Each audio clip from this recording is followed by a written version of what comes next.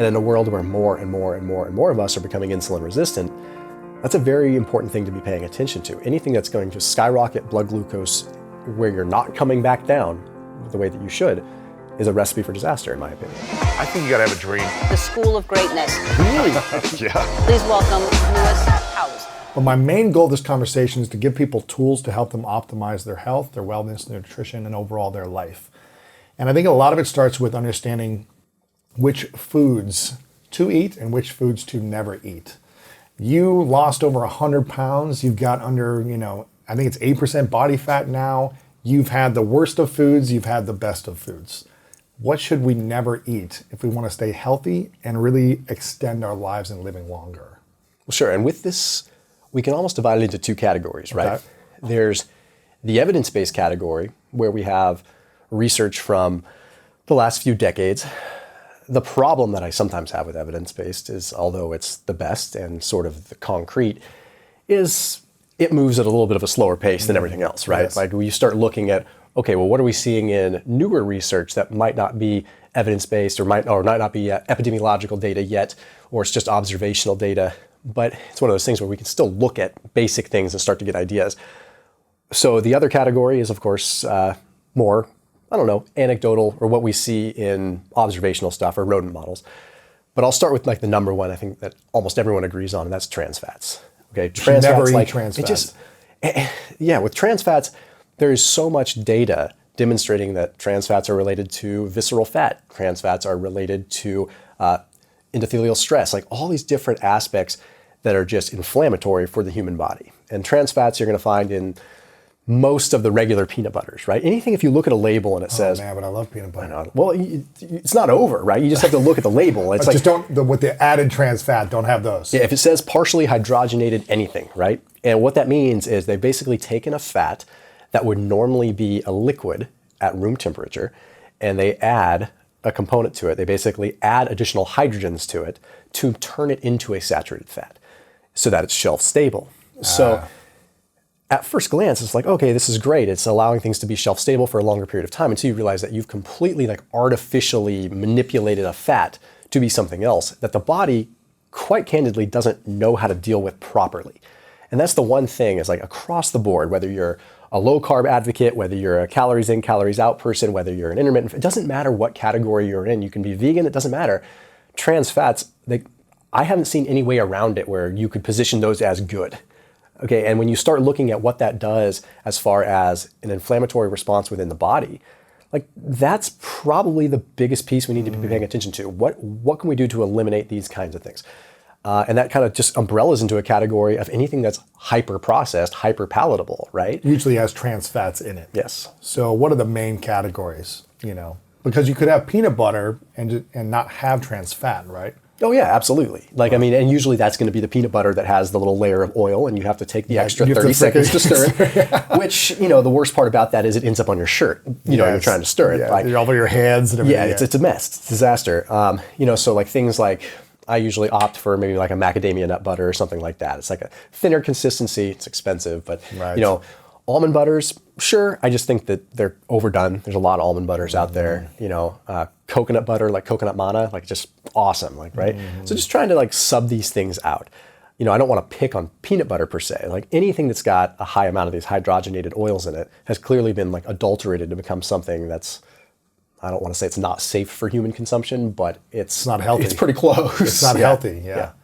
That's interesting. Okay, so what are some other foods? Trans fats, is there anything else you would add in the we should never have category to live longer? Never have? That's a pretty bold thing to say. About maybe very limited amounts if you want to extend the quality of your life? Well, I saw that the American College of Cardiology, just within the last 2 days, I've seen that they are now finally listing refined grains as something that is not exactly the best for cardiovascular disease, right? And I say not exactly the best, sort of with air quotes, because I'm careful how I word that.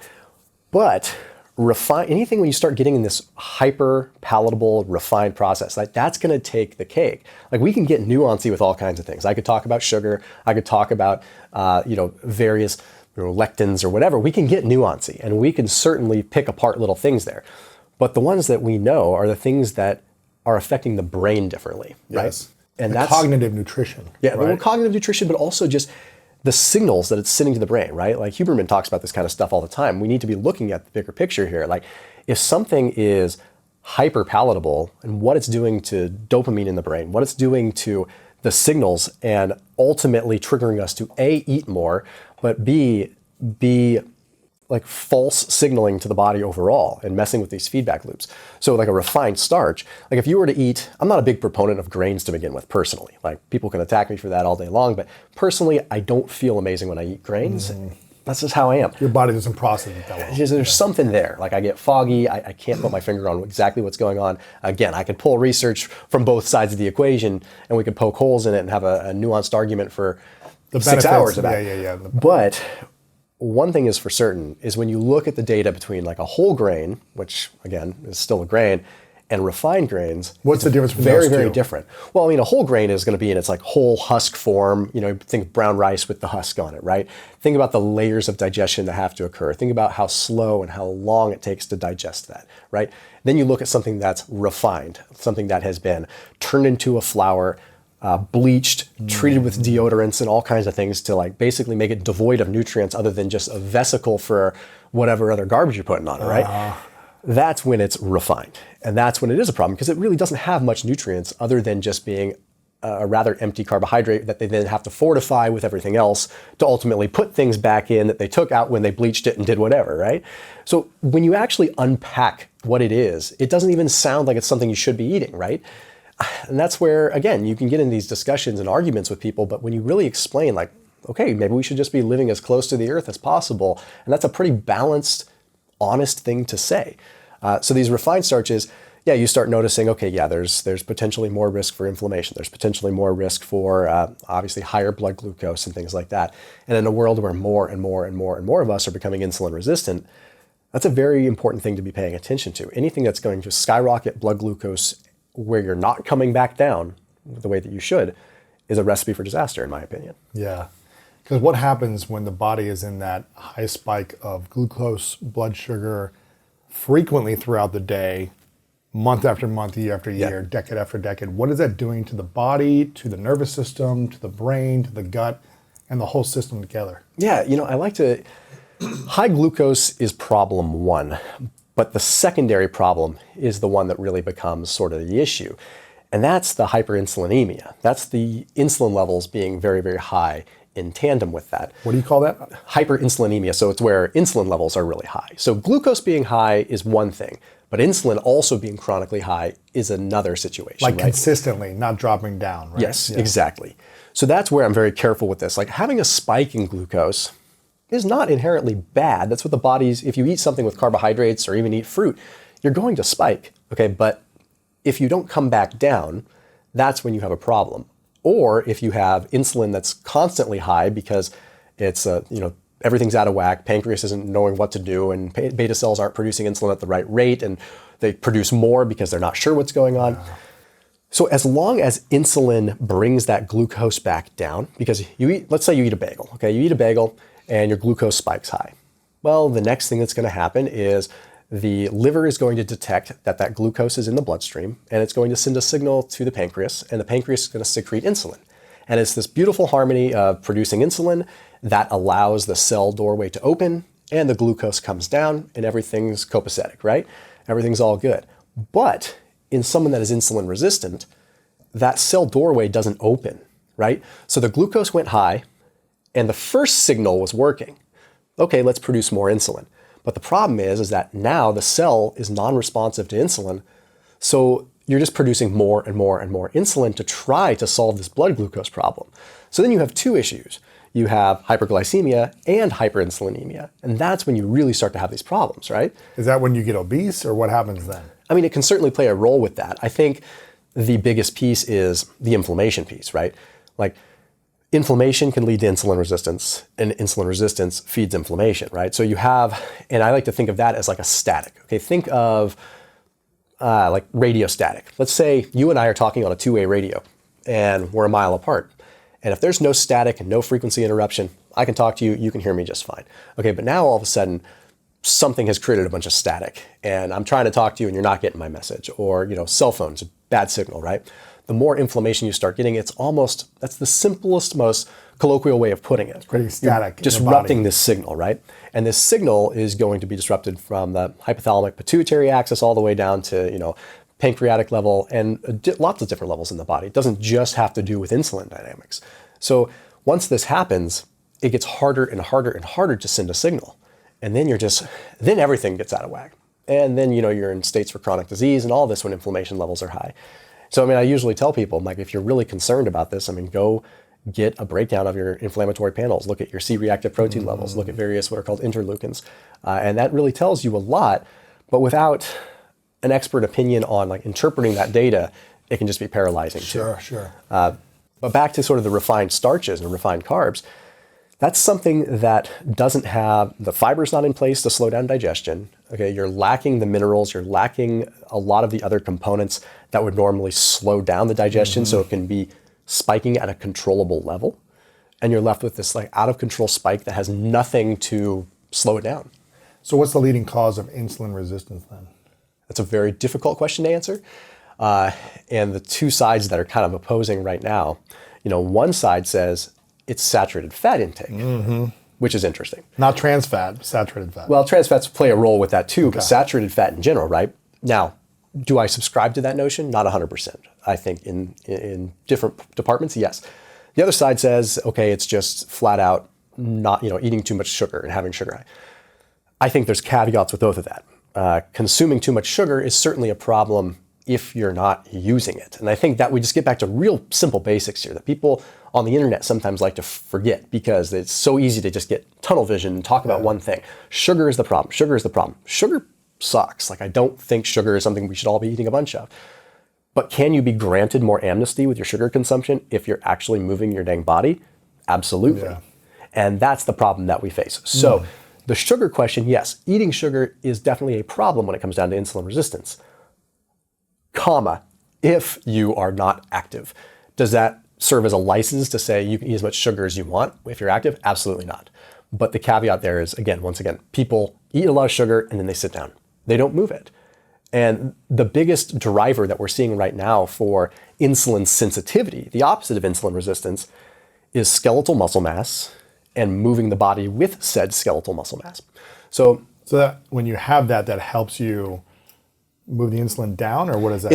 It's called a glucose sink. So if you think if you look at my bicep and you think of it as it's a good looking bicep, it's a nice bicep, but so think of it as a glucose sink, where this is almost a repository for glucose that I consume. I can consume glucose, and if I move my body, there's something called glucose independent or insulin independent glucose uptake. So what that means is independent of insulin, I can suck glucose right into my muscles. The bigger the muscles that I have, the more glucose I can suck up. It acts like a sink. And it won't impact you as negatively. As negatively, correct. Because I have much more potential to store it as glycogen and much more potential to just incinerate it and process use it and get it out. Precisely. Yeah. So if you don't have the muscle, I guess, is it the quality of muscle? Is it the muscle mass? Is it the density? Or if you don't, what is it about I think that remains to be seen. I think that's where we're seeing more research. I don't think muscle fiber type matters. I could be wrong. At least we don't see that right now, right? I haven't seen any even in vitro research that suggests that.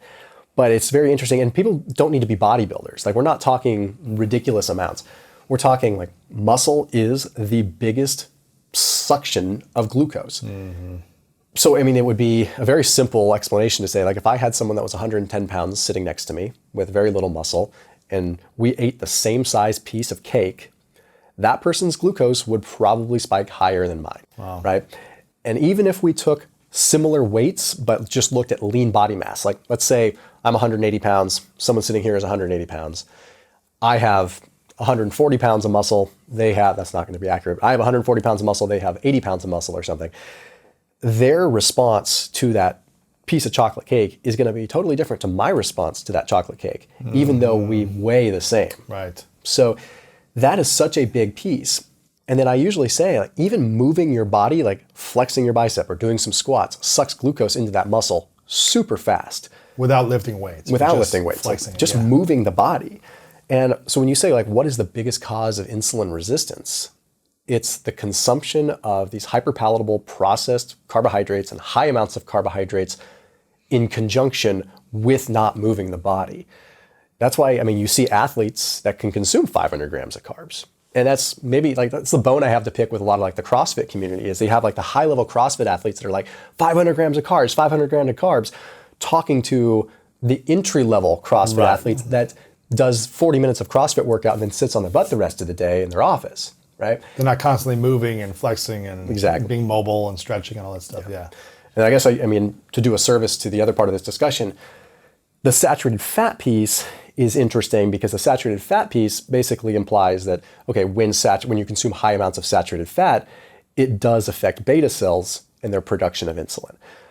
Now, when you look at this, the carnivore community or super low carb community eats high amounts of saturated fat and they don't usually develop insulin resistance. So what we start looking at is, okay, well, it must be this middle ground. Saturated fat becomes a problem when it's in tandem with overconsumption of everything else. So above a certain point, overfeeding in general just becomes a problem. Above a certain point, you could probably overeat, blackberries, right? Above a certain point, you could probably overeat coconut oil, saturated fat. But there's this line of like, when is it too much? Yeah. And that's vague, but it's important to mention. And it probably depends on each person's body type and things like that. I'm curious, have you ever done the glucose monitor? All the time. I usually wear one. I'm not right now because I was just on vacation. Have you ever tested to say, you know what, I'm going to try the worst foods, like the things with the most sugar or the different combinations of fats and sugars, and seeing which one spikes the most in your body? All the time, yeah. Really? Yeah, and it's usually surprising, right? And it usually has to do with... It's like a piece of bread or something, or bagel. Yeah, it's crazy. Like, I mean, for example, like rice spikes me through the roof. But if I eat a piece of pizza, it doesn't spike. Now, there's obvious reason to that. Like, that gives me hope for pizza consumption. There's fat in the pizza that's slowing down carbohydrated. There's some protein in the pizzas. Yeah. So it's all about, okay, this combination of things, which again gets very kind of granular, but usually singular unopposed carbohydrate consumption will spike you very high. Bread versus bread, cheese, and meat. Correct. But we also have to be careful not to rely on blood sugar as the only problem, because if we look at that as the only barometer for our health, then that would be saying it's okay, it's totally fine as long as I have that sourdough bread with a bunch of butter on it all the time. Right, that's not good. Yeah. It's just like that it sends the wrong message. But I think that one thing that we should all be aware of is sort of our insulin dynamics and our blood glucose levels. Like, I think it tells us a lot as a general barometer for how are we using the fuel in our body? And that's like this fundamental thing that we've forgotten. I still haven't done it yet. I've had many of the different companies that have the glucose monitor and the tracking and all that stuff reach out to me. And I think they're all really, really powerful what they're doing, giving you the data. I don't know, maybe I'm just like a baby. I don't want to have it on there for like a week or whatever, but I feel like it will give me so much more information about everything you eat because it tells you all the information right after you eat it, right? Yeah, it's like pretty much real time. So part of me feels like I got to start doing that to really dial in, the next decade of my life to make sure that I'm doing everything I can without obsessing too much, It's kind of having a balance of being able to consume some things, but also make sure I'm really healthy. So you recommend it though, right? Oh yeah, for sure. My wife was so opposed to it because she thought that it was going to be having to stick this massive needle in her arm or something like that. It's simple. Yeah. No, you just don't even feel it. And for my wife,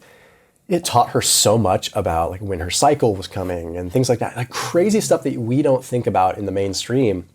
Like, okay, well, what happens the week before her period? Like, oh, like, wow, why am I insulin resistant right now? I haven't been eating bad and this peach is spiking me like crazy. It teaches you that hormones change things, sleep changes things. And I think that's what a glucose monitor really taught me was how I could eat, because I'm kind of robotic with what I eat most of the time. Yes. And how I eat on Monday, fully rested, reacts in my body entirely different than eating the same thing on Tuesday after a crappy night of sleep. Eating literally the same thing with, I could pretty much say literally the same workout too. Like, and I've tested that, like side by side. It's crazy. Or what stress does. Like walking through the airport. Like just the stress of going through the airport, TSA, everything. Like you don't realize it because you're busy and you're focused, but like your heart rate's usually skyrocketing. Like if you wear any kind of wearable, you notice that.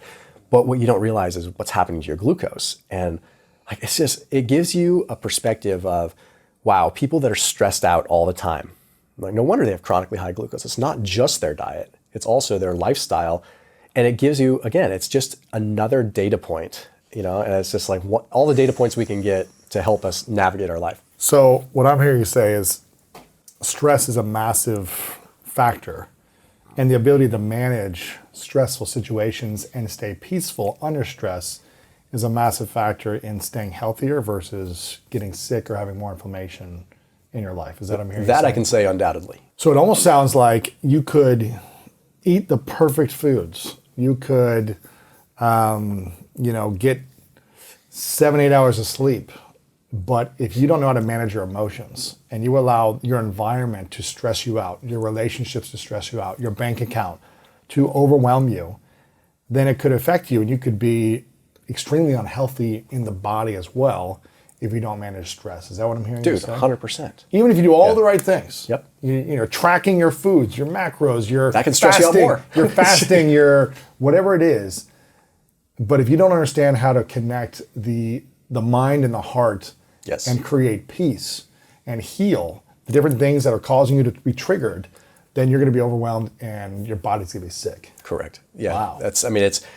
You can see that when you are looking at any wearable, right? So like I wear an Aura, I wear a Whoop, and then a lot of times I'm wearing people are like, why do you wear both? And why do you also wear a CGM? Why? Because I cross-reference data because I don't want to be dependent on one piece. I want to look and where are my common denominators? And I can tell you, like upon multiple different people that I've talked to, professional athletes, military, special operations, NFL, NHL, whatever, like when they're wearing multiple wearables and we're looking at their continuous glucose, you see like under stress, it's very similar patterns.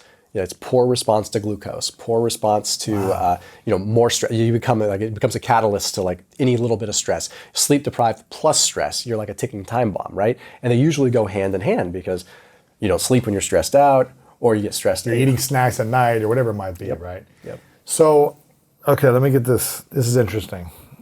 In your life, what are the main causes of stress for you? And also, what are the main causes of stress for people? Is it relationships? Is it family? Is it career, money? Like, what are the things that stress people out? And then what stresses you out? That's a good question.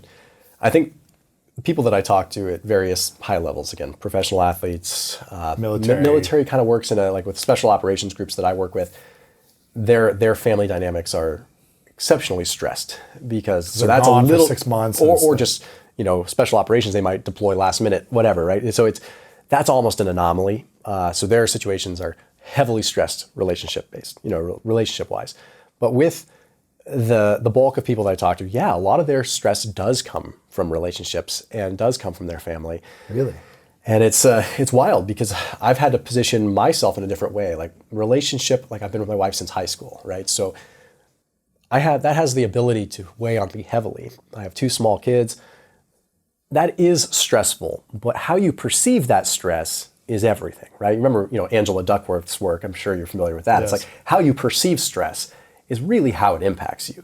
Like eustress and distress and all that, It's your interpretation of the events. Yes. Not the event itself Precisely. that causes stress. It's how you perceive and interpret it. Yeah, like a 4-year-old that's excited to go to Disneyland tomorrow, their physiological response in their body is very similar to mine around tax time. Right? Really? But think about it, right? Right. They're excited to go to Disneyland. Their adrenaline's high. Yeah, everything, all the cortisol, adrenaline, everything, same as me at tax time, right? So it's again, a simple way to put it, but it's the interpretation. Like I can't possibly get excited about paying taxes, like no matter how I turn it. That's not happening.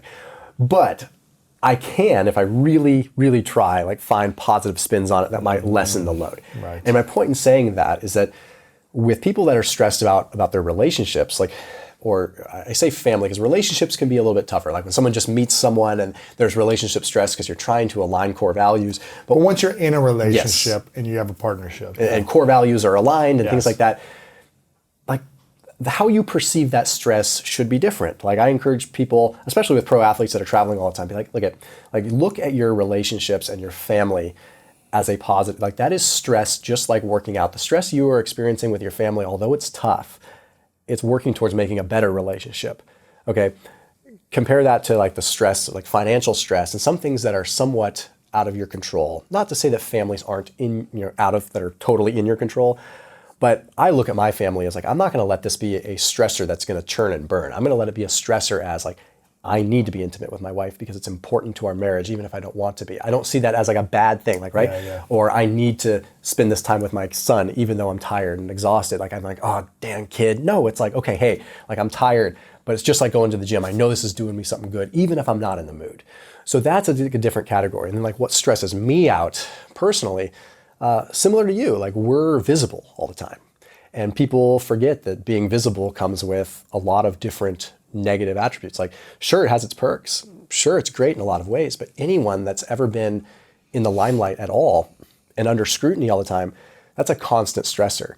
And no matter how you spin it, that stuff's going to weigh on you. So how I deal with that is simply being aware of it, and recognizing it and understanding that it's okay to feel the way that I feel. And I think that anyone can feel that way throughout different stressors if you just acknowledge it and you understand that it's okay. Like this is a temporary thing, whatever. You can go down a million rabbit holes with. Right.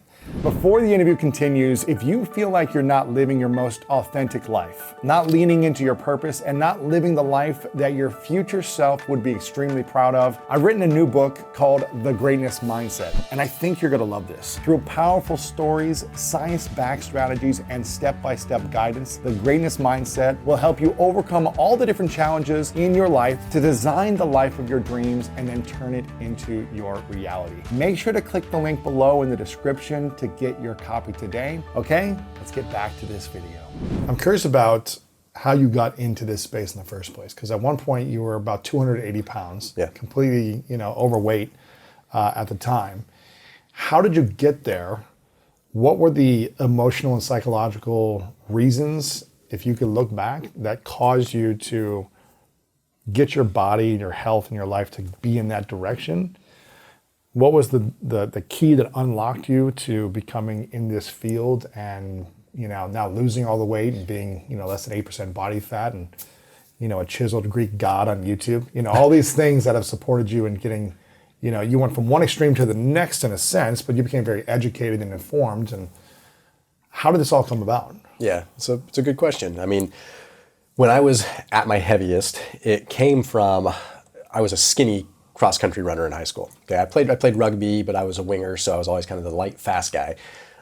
Super skinny, picked on for being skinny all the time. So for me, it was like, I got to get big. I got to put some muscle on, right? So, like my senior year of high school, I started working out, put on some muscle and stuff like that. And then I decided started going on bodybuilding forums, like, I want to be a bodybuilder. And I put on some good mass, and then I realized like, I need to like turn this into a bulk, right? So it starts out with it basically like me becoming very, very overweight. Started as a bulk that went out of control and turned into me just like completely losing hope and just continuing to eat like that until, sitting down, being sedentary. I was working in at that time, a corporate healthcare job. I was an executive recruiter. So I went from bodybuilding style bulk to just, I don't give a crap. Like, I'm just going to keep eating like this. How many calories a day is this probably? I mean, if I had to put my finger on it, I was eating so much like Jack in the Box tacos, and it's just hard to like equate an exact amount of calories. I'd probably say 5,000 to 7,000 a day. Yeah, somewhere in there. Yeah. And I was a runner growing up, so I was always accustomed to being able to actually consume decent. And this happens to so many athletes, people that are high school athletes. Yeah. And I was a perfect example of that. I went from being a runner that could afford to eat 5,000 calories a day because I was running all the time, to just life hitting me. All of a sudden, I'm responsible for my own bills. I'm, things were just different. And all of a sudden I'm under a bunch of stress. I was like in a commission only job. I was like, physician recruiting. So I was placing physicians in different positions at hospitals and long-term acute care. And it was very stressful because if I didn't perform, I didn't get paid. And with that came a bunch of stress. I was up to like 8 or 9 Monster drinks per day at one point. Ooh. Like the fully leaded ones with the sugar and everything. Like unreal. Like my health went from being pretty decent as a high school athlete to being officially diabetic. Like actually by numbers, right? I reversed it pretty quick because, I personally believe it wasn't that long into it. Yeah, exactly. But still, like the fact that I put myself there in a 2-year period, that's how bad my lifestyle was. Like I went from decent pinnacle of health, putting on some muscle, young, fresh kid to I ruined myself. Like I really ruined myself. And it was just a recipe of, being sedentary, high stress, high sugar diet, and just, I mean, fortunately, the one thing that was stable was my relationship. My wife had been with me since high school, and she loved me one way or the other. But yeah, So she knew you when you were 160 pounds and then 280 pounds. Yeah. Wow, man. Yeah, she's never wavered. She's always like loved me the same. I've never felt like she treated me differently in any one category, which is probably one of the reasons why I possibly even felt enabled at that weight. I was just like, whatever, I'll just let my body go. My wife's going to love me. She accepts you no matter what. Yeah. And, deep down, I think about that now retroactively. Like, I think, okay, 11, 12 years ago, when I was like, I wonder if she had to put more pressure on me, and this is not crapping on her, right? This is like saying, like, I wonder if she had to like said, hey, like, you look disgusting or something, if that would have been a catalyst for me. Because I've always been... To get out of the relationship or to actually get into shape? Get into shape. Yeah. It'd be like, hey, like, you're like, you got to do something. Or she said it in a loving, compassionate way. Yeah. Like, hey, I love and accept you how you are, but I don't see this being good for you long term. I'm worried about your health. Or she probably did, actually. And I'm just one of those people that's just like, I was so laser focused. And I was so focused on just making money at that time. Like, that was just, young kid, want to impress everybody, want to make money. And like, I'm glad I got that all out of my system when I was really young. Like, I got, just trying to chase coin and like let my health go to crap. I'm glad that I got through that when I was in my 20s, because I don't think that it would be the same situation if it happened to me now. Yeah. Like, I don't think I would have some metabolic resilience on my side like I did when I was younger. 100%. Interesting. So what is something about you that most people in your audience don't know about you? I think people probably don't know, much about like how everything was built, how Thomas Delauer came to be like what he is. Like, I'm not some guy that just quit the corporate world and spun up a YouTube channel. Like, I essentially been on my own since I was about 13 and a half years old. And like, I homeschooled through high school because I was working full time to help support my mom and things like that. And it's like, people don't realize that, overnight success, 10 years in the making kind of thing.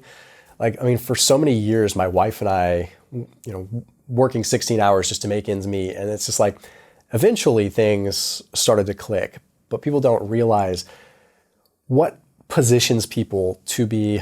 I don't want to even consider myself a top performer per se, because maybe I'm too humble with that. But at the same time, like, what carves a person and why they go the direction that they go. So what happened for you? And it was just like, you look at that kind of thing. Like, I had so many unique experiences. I mean, when I was 11 years old, I ran my first marathon, right? And it's like, one of the things... I ran my first one last year at 39. So you were like extreme, yeah.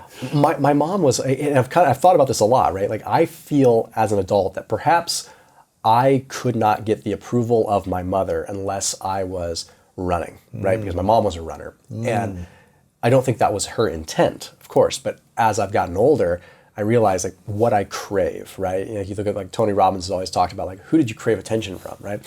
And I craved attention from my dad, but at the same time, I craved the love and support from my mom. My mom was very like, you're either going to run and do this with me, or you're not going to really hang out. Like, it was. So as that kind of flash forwards into my adult life, it's interesting where it's like, if I have almost this need to perform in order to be loved, right? And that's getting very vulnerable and real with that situation. It's something that has taken me, a lot of meditation and a lot of processes to kind of come to understand like, okay, well, that's okay. Like, I have to perform, but I also feel like I have to stay in shape to be worthy of love. I have to be. And is this something you feel now or something you felt then? I think it's something I felt then, and something that I definitely feel in a strange way now with having a big audience, right? So in some ways, being aware of it has helped that situation. But in other ways, having an audience has also magnified it, right? But as long as you're aware of that situation, I think you can make it okay. You can make it good. Because short of really having major experiences and really having semi-traumatic events to like shift the way you think, some of that subconscious behavior is just hard to change, hard to shift. But what most people do is they don't go through their life ever realizing that exists in the first place. So if I walk into a room and I understand that, okay, I am going to feel like these people are going to judge me if I am not a specimen, if I'm not perfect. But if I actually believe that, is a different story. Right. So it makes it more fun. It gamifies it. So now for me, it's a challenge against my subconscious self in some ways, where it's like, okay, I can change this, or I recognize this and I can derive it, and I can use it as a. But will it ever be able to change? I'm sure it might take a catalyst. It might take something to sort of like shock me out of it. But do you feel like you fully love and accept yourself where you're at, no matter what you do, or are you not there yet? no, I'm not there. Really? Yeah, I'm not there. And it's there's a lot of unpacking to do with like my childhood and things like that. And it's What do you think it would take for you to love and accept yourself? that's a good question. I've thought about it a lot, and I really don't know. And I think the uncanny thing is that I've been overweight, and that didn't affect how I looked at myself per se. Really? Like your identity? It didn't affect my identity. Like I was still a very driven person. So I know that what drives me is performance, whether it's going to be business or working out. So there's something about drive in general. So it doesn't necessarily have to do with my physical appearance or my physical body. So this is results, though. Results, yes. And being a results-oriented person can be detrimental if that's all you're chasing. If everything is like a transactional feel, right? And is there a lot of stress and pressure that, okay, I'm on, 15 million views a month and almost 3 million subscribers and tons of social media followers and all these people so used to seeing me in a specific physical shape, a condition, the six pack and the everything, and you're shirtless a lot when you're teaching a lot of stuff. Do you feel the weight and the pressure and the stress to always be this, this look? Yeah, absolutely. Really? Definitely feel that way. Do you ever feel like you can just kind of relax? Well, the funny thing is when I relax, usually my body composition gets better. It's kind of funny how that works, right? But yeah, definitely. I mean, but at the same time, it's like I love what I do so much. Yeah. And while I have some youth on my side, like I feel great with it. I don't feel like I'm stepping in a direction where it's detrimental to my mental health. But with that, it's like when you look at, you have algorithms that are constantly rewarding you for behavior that might not be good to your long-term mental health, right? And what I mean by that is like, it sucks when you look at the fact that a shirtless piece of content from me on Instagram dramatically outperforms one with me with a shirt on, right? That is not exactly the Pavlovian response that I want to be having constantly in my life. Mm-hmm. So there's even questions of sometimes it's like, is this what I want? Is this my destiny? Is this what I want to keep doing? Do I want this transactional Pavlovian response that's not aligned with my moral compass, right? Interesting. Because so how do you battle that?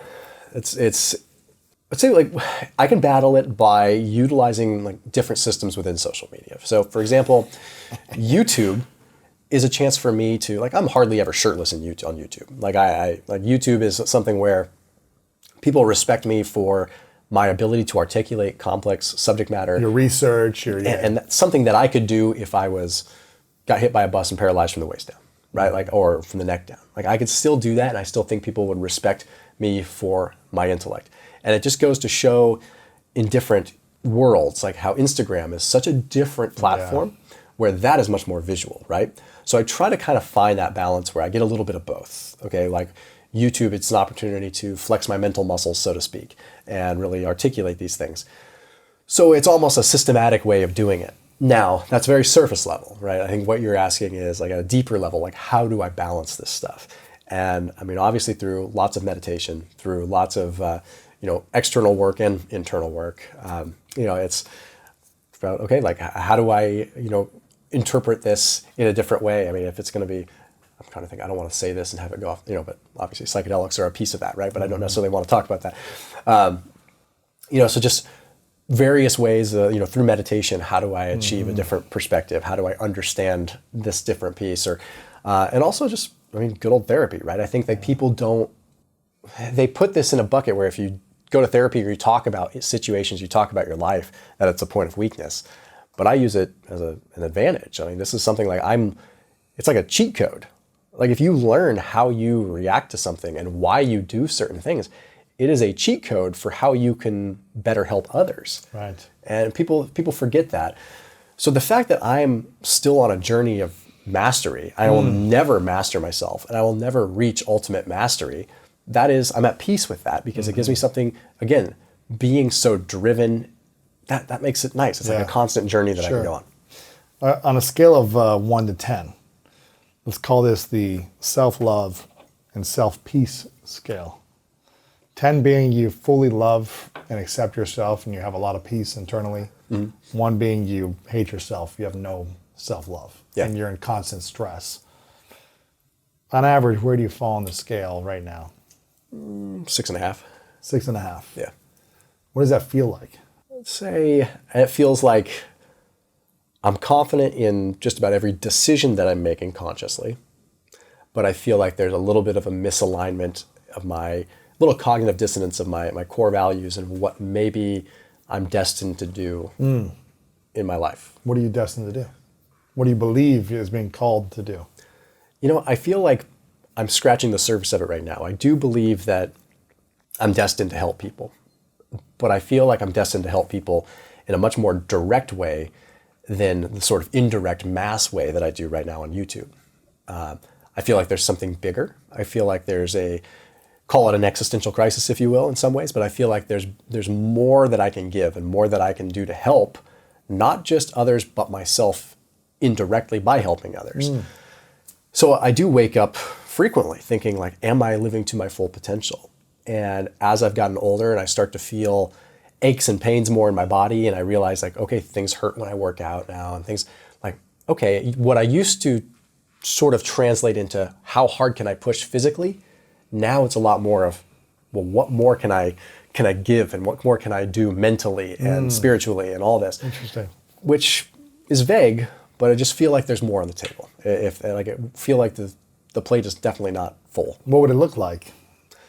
I think having kids has shaped that a little bit. Really? It's helped me realize that I think that there's a younger generation that needs a lot of help. I see the direction of ways that we're going, even with health, and I look at my kids and I get kind of nervous with that. And I'm thinking, okay, well, in order for me to feel fulfilled, I feel like I need to help this, like my kids' generation, because I can't really feel confident in what I'm doing, helping people, my peers, my age, knowing that maybe this is neglecting this entire next generation. It's given me a different vantage point, like having kids, like having a level of empathy that I didn't have before.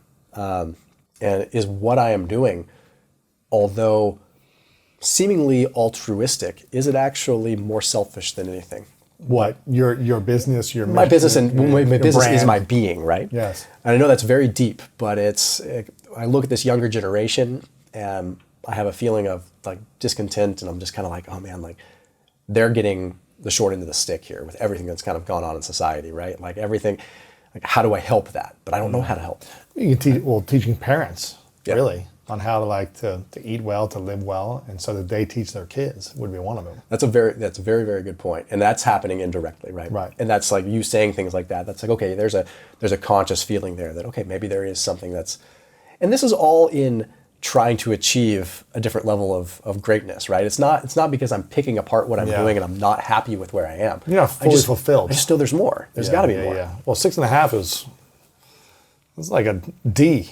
It's like a D plus. I guess you're right. It's like a I guess D, you're D, right. D or something. And and there's, I mean, I guess you've probably asked this question with other people, but there's days where it's an 8, right? There's even days where it's probably been a 9. And I think if I wanted to get analytical about it, I probably need to reverse engineer what makes those days feel that way, right? Mm-hmm. Because when I am most at peace, when I am most happy is when I'm out backpacking, when I'm just out in the woods and doing that, right? Like or just with my family, but really just in nature, right? That's where I get that solitude. I'm such an introvert, which people would never think because I'm on social media, but it's like I recharge when I have that solitude. Yeah.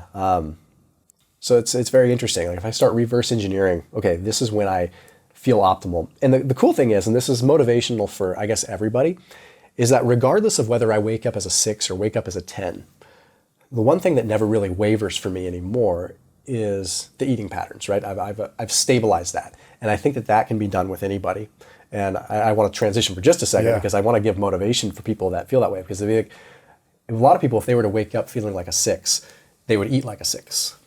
Okay. Or maybe worse than a 6. Yeah, right? Yeah, and then that kind of just manifests where they go, right? Then the next day they wake up like a 5 because they ate like a 5.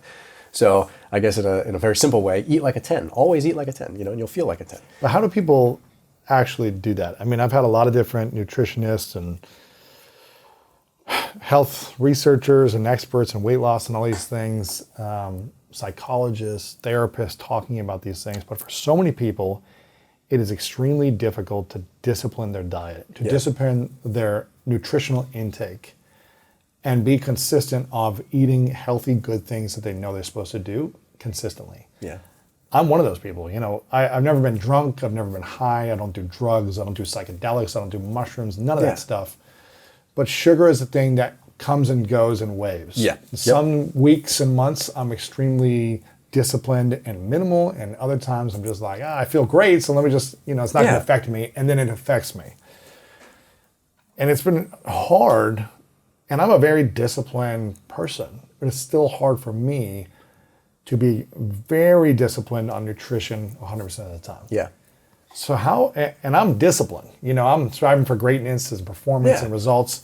So for people that don't have that type of discipline, how can they be consistent on the nutritional intake over a lifetime and make it their lifestyle and not just a diet? Yeah, I mean, it's such a basic, good question that people always want to bring it back to like tracking and things like that. And I think that works, tracking works, but you're talking about it at a deeper level, right? Yes. Because I experience the same thing. I can have the most steadfast meditator monk that I'm talking to, and they will still battle with this, right? Really? And it's some to the point where we have so many things that are just available at our fingertips that are just Temptations. not in alignment with how we've continued to evolve as it's like technology and food production and the food industry is growing at an exponentially faster rate than how we are changing, right?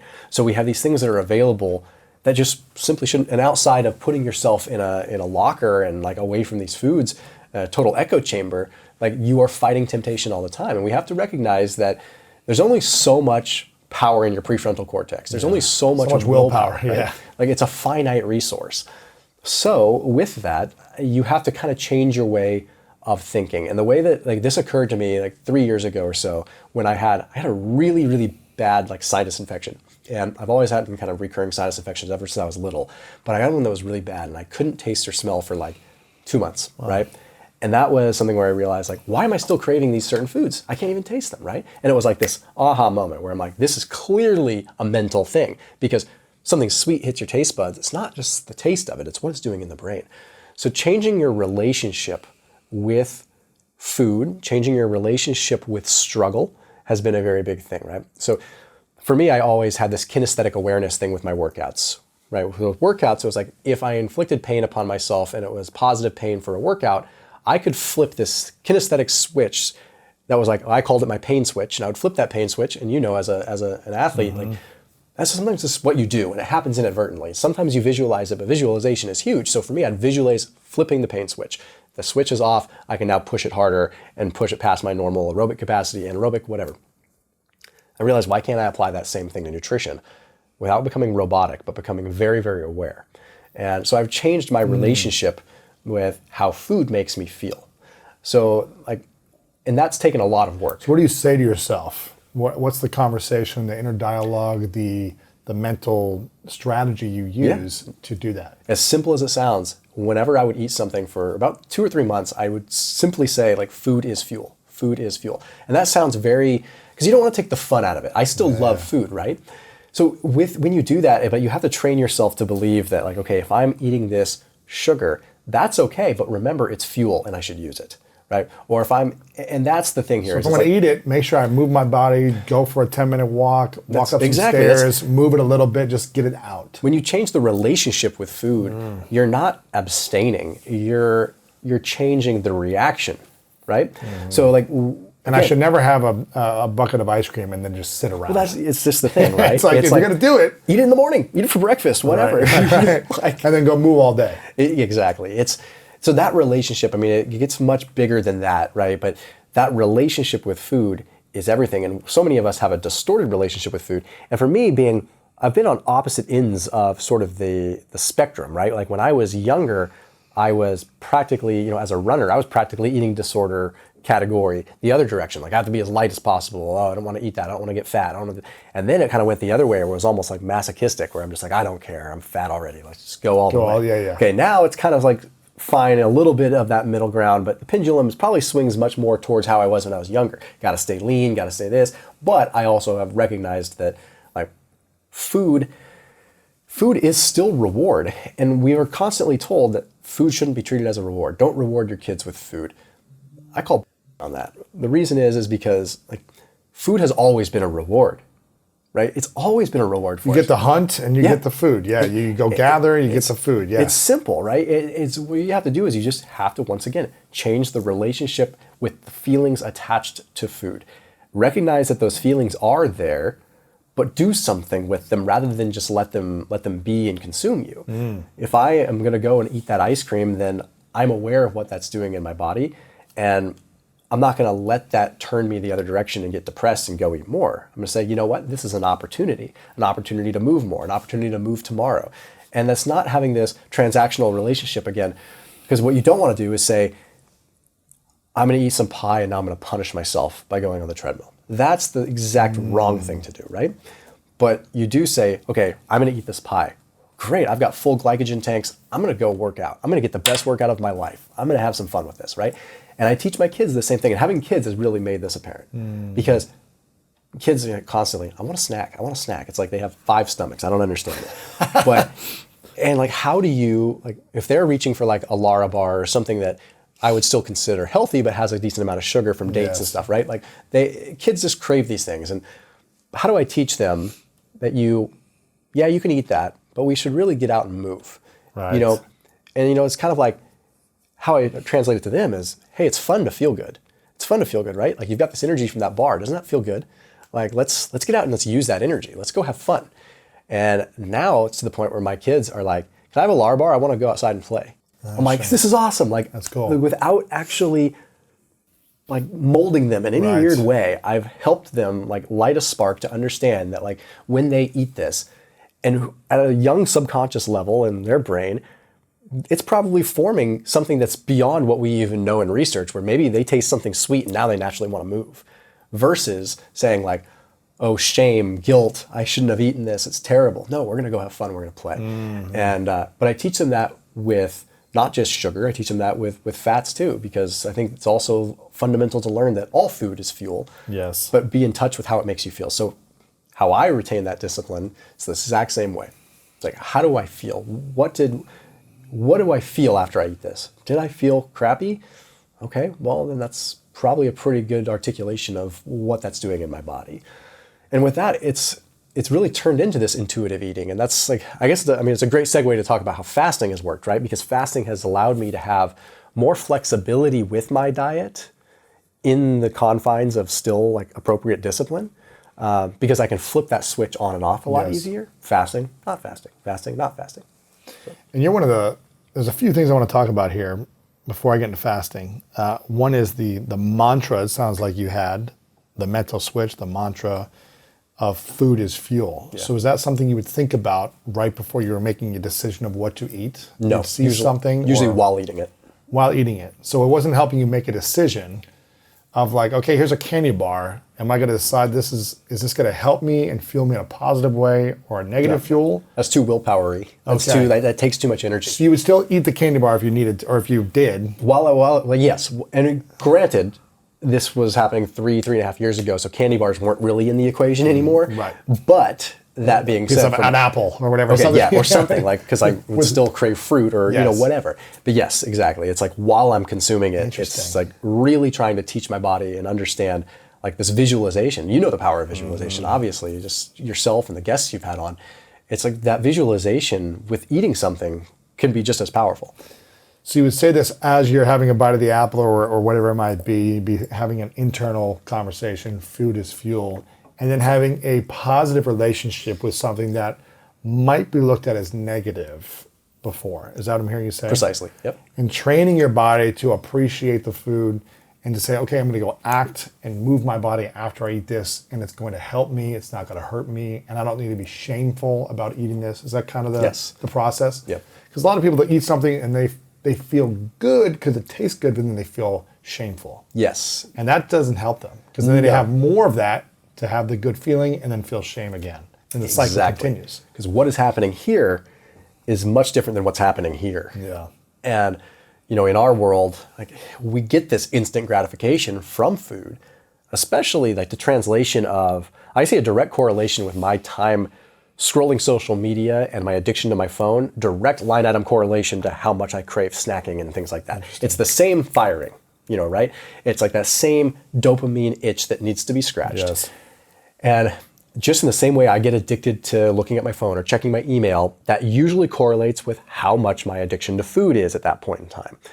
But like, you don't just say like, I am going to like resist the urge to check my email. I'm going to resist the urge to check my email. Sometimes it takes like, what is the response? Like a lot of times, you know, you'll check your email first thing in the morning, you'll get a negative email and it hits you then. You're like, this is how I'm starting my day? Like, this is what I'm going to do? Like, screw that.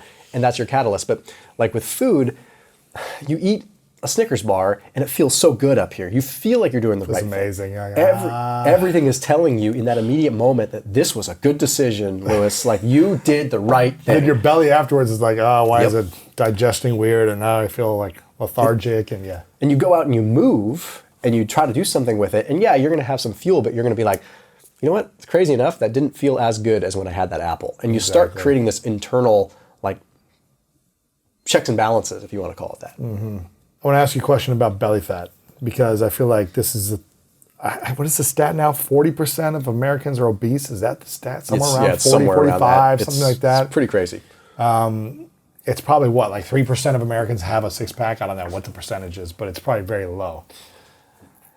And I don't think people should have the goal of actually trying to get a six pack. I don't know if that's the best route to take their lifestyle. I'm all about results and performance, but I really believe it should be about the process, the daily journey, making good decisions every day, having good habits, and the results will take care of itself. And you're just going to look better and feel better in general. And if you get a six pack, great. And if it's just flat, that's great too. But let's say that you were able to give a 5-step process for someone who's 30 pounds of belly fat, or around there, 20 to 30 pounds of belly fat. And they were like, you know what? For once in my life, I want to get like at least a flat stomach. Yeah. Maybe it's not going to be super defined and under 8% body fat, but 12% body fat, roughly 10%, and I could get close. Sure. But everything we talked about, from sleep to emotional stress to nutrition to, we haven't talked about calories in, calories out, or lifting and things like that yet, but from other things we talked about, if you had to give a 5, bullet point process of like, this would be the foundational steps to get you started on losing that 30 pounds of belly fat, what would you say? Yeah, I'd say, and I've talked about this before, step 1, very clear and defined breaks between meals, whether you are snacking or not. What I mean by that is, rather than grazing throughout the day and constantly keeping insulin levels high, I find people have much more success by having very clear, defined gaps. So I don't care if you're fasting or not, but eat breakfast and have a very clear and defined break until lunch. Have a very clear and defined break until dinner. Allow yourself the ability for insulin levels to come back down, glucagon levels to come up, so that you're actually getting into a fat burning process between these meals. Every time you're consuming something, you're kind of stopping that process for a little bit. Interesting. Right? Even if your calories are, yes, that comes into equation, but you need to have these peaks and valleys a little. Breaks between consumption. Yes. Now, can you consume water, teas, coffees, anything For sure. else? Anything 0 calorie. I mean, it's, 0 calorie. yeah, I think people will naturally eat less doing that too. But I do think that we have to take little bits from the calories equation and little bits from carb insulin model and meld them together instead of having these two camps that are largely opposed. And that's where I say, hey, this seems like an equal, delicate, thoughtful acknowledgement of both sides. You're probably going to eat less by having these clear defined meals, but you're also taking into account letting insulin levels come back down nice and low, and you're not keeping them chronically elevated, which we know is not good either. Yeah. So that's usually rule number 1. Okay, step 1. Yep. Step number 2 is very similar, but I say have a minimum like 12-hour break between your last meal of the day and your first meal of the day. So 12-hour fasting minimum. And it's not really a fast, right? Like Sleep and don't eat after 8. Exactly. Yeah. I feel like, there's a reason why you get your blood work done after a 12-hour fast, right? Things tend to come back down to homeostasis. Give yourself a chance to get back down to this balance. There's a multitude of different reasons why it's beneficial. Insulin levels getting lower, insulin sensitivity getting much better, so the food that you do eat with breakfast is going to be much more, able to be taken up and utilized, which leads into step 3, breakfast like a king, lunch like a prince, dinner like a pauper, right? So you're kind of tapering as the day goes on. So larger meals in the morning, if you're not fasting, which we'll talk about here later, if you're not fasting, having a larger meal in the morning is generally going to be better. And if you look at the research, it's very, very clear that people that have a larger breakfast end up eating smaller lunches and smaller dinners naturally. Because they feel satiated, right? And that doesn't mean that you go eat a box of Fruit Loops or Cheerios for breakfast, right? And with that, I'll kind of dovetail into a slightly different piece that kind of coincides with that. Okay, there was a BMC medical genomics study that's probably one of my favorite studies that demonstrated that you can have higher fat content in the morning because you end up starting the day with more insulin-sensitive muscles and less insulin-sensitive fat cells. What that means is you have less likelihood of storing fat as fat in the morning. And that way you start your day with higher fat, higher calorically dense meals. So maybe steak and eggs, something like that, without a bunch of hyperpalatable carbs, right? Yes. Something that's calorically dense. And then as the day goes on, taper calories. Carbohydrates are lower calorie than fats, even though they do spike your glucose and spike your insulin. It's okay to have those at night if you're not overdoing it. So a lot of times what I will do is I will have a higher fat breakfast. I will have something like steak and eggs for breakfast, or usually like steak and like ground beef. I'm a big fan of like that Joe's scramble kind of thing that you so do, good, right? man. With like a little bit of goat cheese, a little bit of feta, maybe some like lox, make it very Mediterranean. And that's pretty high fat, so it's calorically dense, right? It ends up being like 800 calories, right? Then as the day goes on, like a slightly smaller lunch, and if I am having carbohydrates, they're usually allocated to the evening time. That doesn't mean I'm having cakes and pies. It means maybe I'll have some lentils, maybe I'll have some, something Mediterranean, right? Then, that's going to naturally be lower calorie because there's not as many fats in it, right? So your day's just kind of going like this. What's the breakfast like a king, lunch like a prince, dinner like a pauper. Like a pauper, gotcha. Yep. So and that's just age-old wisdom, right? It's like that's like small dinner. I remember my, I'm largely like Mediterranean. I'm mostly Italian, so it's like I look back at that and like my grandmother was always kind of saying like she always had these light dinners, these little teeny dinners, right? It was just like, and you look at a lot of the Mediterranean cultures, and with the exception of when they're having big feasts and stuff for special events, like a lot of times they are having really small dinners, right? And they're like shutting it down right after dinner. It's like maybe they'll have a little bit of coffee or whatever it is they're having, and then go right to sleep. Yeah.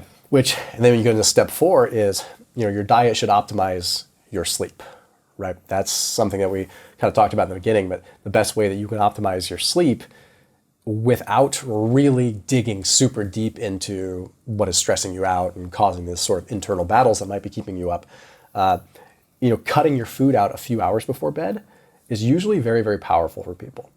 And that, again, it nicely coincides with everything I'm talking about. Again, if you're having those 12-hour breaks between dinner and breakfast, well, then the earlier you eat your dinner and shut it down, the earlier you can eat breakfast the next day, right? If you stop eating dinner at 6 p.m., you're done eating, then by 6 a.m., you're good to eat again. And chances are you're not going to roll out of bed at 5:59 and immediately go eat at 6. No. You're probably going to naturally end up fasting longer. Yeah. And you don't have to be a quote-unquote intermittent faster. You're naturally kind of, getting into that category, right? Okay. And number 5? And number 5, and this is something that you pull the throttle on or hit the throttle on occasionally, right? You want to temporarily, like when it's time to really pull that lever, temporarily reduce fats and then bring them back up, right? So that's sort of my lever, right? If I'm following all 4 of these lifestyle principles and things are working but not working as fast as I want, what I will temporarily do is reduce fats out of the diet, even if I'm low carb. Okay, this sounds crazy, right? But then bring them back in once weight has started to come off. People forget that even if you're doing, and I'm largely a low carb guy, so I catch heat for saying this sometimes, but fats are still calorically dense. So it's the easiest lever to pull from a food volume standpoint to dramatically reduce calories really quick Yeah. and then be able to bring them back. Because what you don't want to do is you don't want to have just this point where you're chronically restricting calories forever and ever and ever. And then the moment that you do come back up, your body's like, oh, shoot, put the weight back on. Yeah, it's not fun. I actually think, and there's recent research to back this up, that keeping calories moderately high and then having aggressive short-term drops, like reducing fats and bringing calories low for a couple of days and then back up, can actually be very, very effective, which is probably why fasting works so well for a lot of people that just do it at random. Yeah. Like they'll just be like, I'm eating 6 days per week normal, and then I do a 24-hour fast once per week. It's great because you're never letting your body get accustomed to this decline in calories. You're just like status quo, whoa, what's going on? Then back up to normal. Who do you recommend fasting for, and who do you not recommend it for? I don't think there's many people that shouldn't do fasting to a certain degree, right? But there's a large degree of different kinds of fasting. There's 24-hour fasting, there's 16. Exactly. And like a 16-hour fast, if you want to put the label on it, you can call yourself intermittent fasting, but there's a lot of people out there that are probably intermittent fasting that don't know they're intermittent fasting, right? So 16 hours is pretty, I think the benefits start at 16 hours. So someone doing a 16-8 fasting, that usually works, but the reason that that's working is for two simple reasons: caloric restriction and insulin being lower. Nothing magical is happening with a 16-hour fast, but when you start creeping over that 16-hour mark is when the benefits start to kick in. So like I personally, I fast usually 3 days per week with like a 20 or 21-hour fast. So I'm still eating like 2 meals and I just do it 3 days per week. So it's kind of intermittent. I can't think of a lot of people that wouldn't have success doing that because almost everyone that even thinks they wouldn't be able to do it, they might get hungry the first couple of times. And then after that, it's a cakewalk. It's not. Now, people that have serious hypoglycemia issues, they should probably be conscious of it. Mm-hmm. That being said, and full disclaimer, I'm not a doctor, I'm not a dietitian, but even people that are dealing with hypoglycemia, a lot of times getting their bodies adjusted to periods of time without food is actually a good thing because it teaches their body to be able to utilize alternative fuel sources so they're not reliant on this undulation in glucose. Right. There's certain people that, if you're very, very, very, very active, then yeah, it might not work for you. Like someone that's working crazy manual labor construction. I'm sure there's different situations, clinical conditions that people shouldn't fast. And those, defer to your doctor. But as far as general people, I can't really think of anyone that wouldn't get some benefit out of it, even if it's just mentally. Yeah, and maybe there's an age range of like under 10, you're not, I don't know, or over, For sure. 70 or something, I don't know, but... Yeah, and it's a balance of, since we were talking about longevity in the beginning, like it's a balance, right? Like what is not often talked about, which is so important, is the yin and the yang of fasting for longevity while not taking it so far that you're jeopardizing muscle mass. Exactly. And someone that is over 70, that's a very fine line because you're going to be at a higher rate of catabolism and muscle breakdown. If you start aggressively fasting over 70, like where's your line of diminishing return where you're actually depleting muscle mass that's actually hugely beneficial for keeping you alive? And then also same with like a younger person where it's like you're in this critical developmental stage where everything is firing at warp speed and you don't want to disrupt that. But again, like how many, cultures like have to go out and hunt for food and their kids don't get food until, so from a disclaimer standpoint, I don't think kids should fast, but who knows, right? Sure.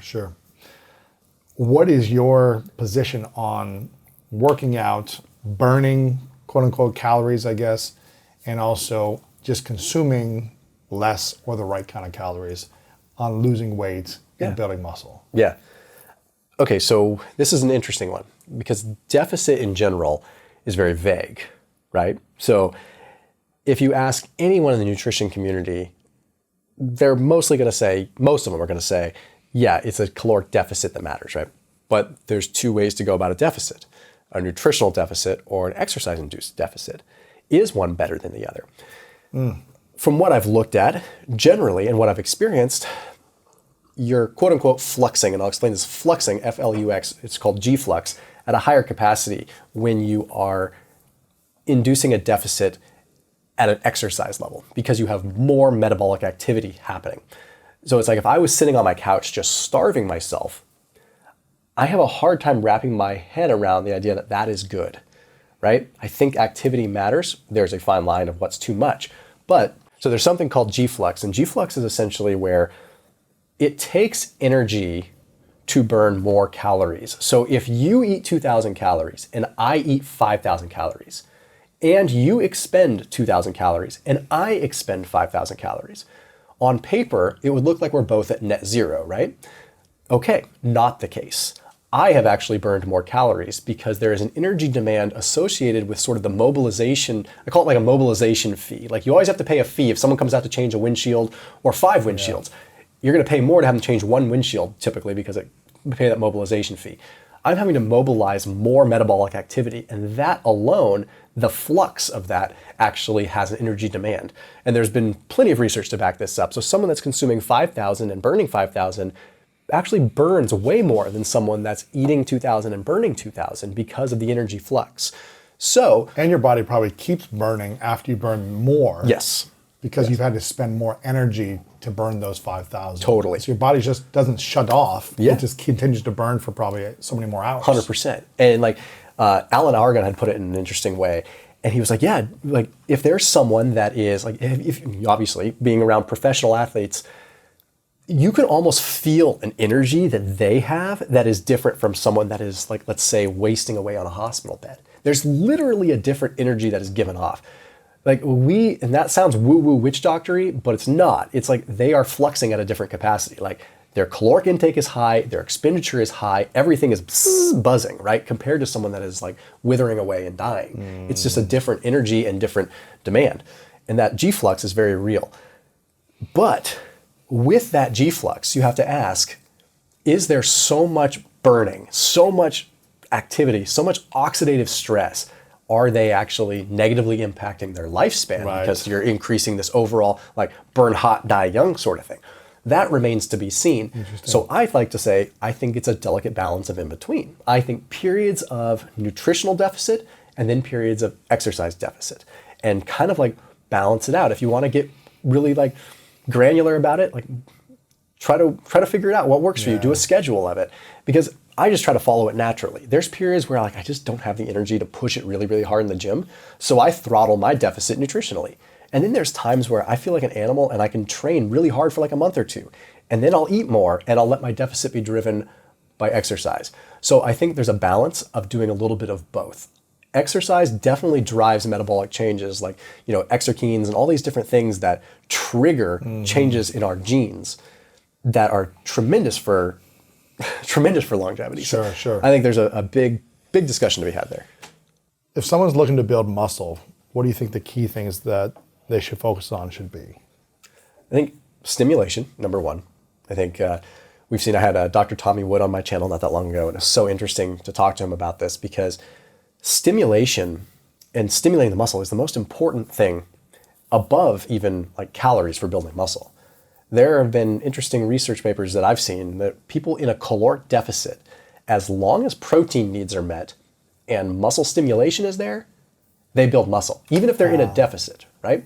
So their overall weight loss might go down because they might lose fat. So thermodynamics are still applying here. But hypertrophy is happening somewhat independently of being in a caloric surplus or not. So all that has to do with is protein and stimulus, protein and stimulus. So if you really wanted to simplify it, it is that. And it's consistent stimulus, consistently putting tension on the muscle, because it's as simple as, and again, with fasting, I say it's so important to be moving your muscles and moving your body while you're fasting. Really? Because it's demand. Like you're creating a demand. Like if you are not moving and you're in a caloric deficit, the body is going to deem the muscle that you have as metabolically irrelevant and not something that's important. If you are moving your body during a fast or a deficit, your body is going to say, okay, even though we don't have a lot of food on hand, clearly this dude is using this tissue, so save it. Don't burn it, right? And burn the fat around it. Yes, but not the muscle. Because this is clearly evolutionarily like important, or from a survival standpoint. On the contrary, if you are starving, you're fasting yourself, and you're laying down, the body's going to say, well, this muscle's metabolically expensive. Why are we paying all this energy to keep that around? Keep the fat because that's going to be good for survival. So all these people that say fasting is going to break down muscle and store fat, well, that's actually probably true if you don't move much. But if you move, it flips completely. Interesting. So for building muscle in a normal sense, for someone that's not fasting or anything like that, it's still protein and stimulus, protein and stimulus. And what would be what were the training or nutritional mistakes that you made earlier in your career, in your life, that I wish you would have known then that you know now? It's a good question. I think, what I would have changed, for one, is I definitely would have paid more attention to prioritizing protein. I went a very long time prioritizing carbohydrates because the muscle building magazines told me that carbohydrates are what build muscle. And I think I spent a lot of years driving myself into insulin resistance and ultimately even prediabetes and eventually touching into diabetes doing that. And it set a bad framework for me. So I wish I had a prioritized protein. I think I would have saved myself a lot of metabolic heartache. Other things, I wish that, well, I don't wish I did anything differently, Sure. But if I were to start today, I definitely would not have been doing 6 meals per day, right? Like the whole, you gotta eat 6 meals per day because that's how you keep your metabolism going. Like that made me a slave to food. And the thing that I do regret about that is all the wasted time of my youth that I was carrying around Tupperwares and Meal prepping and backpacks and all the food. and it just wasn't necessary. It just wasn't even necessary. I mean, you look at like Stan Efferding, who's a brick house. Like the guy is a monster, and like he eats like 2 or 3 square meals per day. And even he is like a massive bodybuilder with a huge following that is just like, oh, like I eat 3 square meals per day. I don't eat 6 meals. And it's just, it's like all those wasted years of just like schlepping this food around, prepping, when I could have just had breakfast, lunch, and dinner and just allocated protein accordingly. Right. Yep. It's a good principle, man. You've got a lot of information on your YouTube channel, which is really inspiring. I want people to make sure they go subscribe over there. Thomas Delauer Official over on YouTube. I think you're over almost 3 million subscribers now, right? That's like 3.3 now. 3.3? Yeah, it's growing Gotta fast. update your bio. I know. 3.3, 15, 20 million viewers a month. Make sure you guys check out his YouTube. Again, youtube.com/Thomas Delauer Official. You're also all over social media, TikTok, Instagram, things like that. How else can we be of service to you if we want to learn more about optimizing our health? Yeah, I mean, I always tell people can be of service to me by voting with their dollars at the grocery store. Sounds kind of inadvertent and weird. But the thing is like the more that people buy the foods that are healthy, that's going to change industry, and that's going to change media, and that's going to change everything. And that helps me because at the end of the day, I'm producing videos and getting views. And if people are getting interested in that, that helps me. But it also helps everyone. Like if you're eating clearer and you're thinking clearer, we're making better decisions as a society. Yeah. Like we're not making decisions with inflamed, foggy brains. Like it's like, why would you do that? It's like making a decision when you're sleep deprived. It just doesn't make sense, right? So that's the best way that people can help me. I mean, I don't want you to just come to my channel and watch my videos because it helps me. I want you to make bigger decisions in your life because that will indirectly affect all of the people that are in this industry. Sure. Yeah, it's beautiful, man. I want to acknowledge you before I ask the final 2 questions. I want to acknowledge you, Thomas, for the transformation you've had. I think it's hard to go through the transformation that you had when you're conditioned to consume and eat and the things that you did, and a lot of people do. So for you to be the guinea pig to transform and get to the place of health you're at now is really inspiring. I also want to acknowledge you for your realness of being a 6.5 in the self-love and peace scale, and knowing that there's still stuff for you to improve and work on and emotionally reflect on from your past that will support you and optimize your health even more and your relationship with yourself. So I acknowledge you for your realness in this conversation. I appreciate your honesty. This is a question I ask everyone at the end called the 3 truths question. So imagine it's your last day on earth, many years away. You get to live as long as you want, but eventually you got to call it quits in this life. You accomplish everything you want to accomplish, but you got to take all of your content with you. So anything you ever say, create, or put out in the world, audio, written, video, goes somewhere else when you die. So no one has access to your information or your message, but you get to leave behind one final message with 3 lessons, 3 things you know to be true from everything you've experienced in your life. And this is all we would have to remember you and your lessons by. What would be those 3 truths for you? Number 1 is remember that this is what it feels like right now. And that is that, because I tell myself that all the time, and it brings me back to life, right? If I'm in pain, if I'm sad, this is what it feels like right now. This isn't what it feels like 5 minutes from now. This isn't what it feels like 10 minutes from now. All right? This is right now. The next one's a little bit more cliche, but hug your family often. That's just what it does for you emotionally, what it does to your guilt. Your guilt goes away. It's not to mention oxytocin and all these other metabolic and different hormonal things that happen. Just hug your family and value them as much as you possibly can, because it's one thing that I've learned even in my relatively short time here on earth is I just feel better when I hug my kids, and I feel better when I hug my wife, and be okay with that. And then I think my message to men especially is it is more masculine to be okay with your emotions, and it is more masculine, and it takes more confidence and more manhood to be okay with that than it does to masquerade it and to just put on the tough guy act. The true tough guy act is being able to be real with yourself and look in the mirror and recognize when you're sad, recognize when you're happy, recognize when you're screwing up, and apply that to your life versus putting up a veil and calling it a day. That's great, man. Final question, Thomas, what's your definition of greatness? My definition of greatness is laying your head on the pillow every single night, feeling like in that day you have given it your all, and you can rest your head on that pillow knowing that what you put out into the world is exactly what you would want to receive. So human skeletal muscle is massive. It's multinucleated, which is also very unique, which means all your DNA is held in the nucleus. Of the muscle. Of the cells, of every cell. That's just how cells work. Most cells have one nucleus per cell. Skeletal muscle has thousands. And now you imagine having a muscle